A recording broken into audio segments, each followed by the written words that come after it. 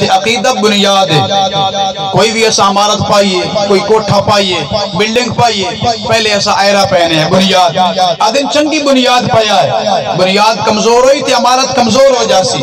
اے عقیدہ ساڑھے ایمان دی بنیاد ہے, اتے عمل ہے. اگر عقیدہ ہی صحیح نہیں تے عمل دا کوئی فائدہ نہیں. لہذا عقیدہ بنیادی چیز ہے. عقیدہ دا معنی کہ عقیدہ عقدہ سے نکلا ہے. عقدہ کا معنی گرہ لگا دینا, گانٹھ لگا دینا, اسانے گاٹھ مار دینا. مطلب اگر اساں جناب والا کسی شاپر دے اندر, کسی گٹو یا بوری دے اندر کوئی شے پاوی ہے, تو گاٹھ ماریے, خدا کے معنی ہے جیڑی شے اندر باہر نہیں آ سکتی تے بغیر گاٹھ کھولے باہروں اندر کا شے نہیں جا سکتی.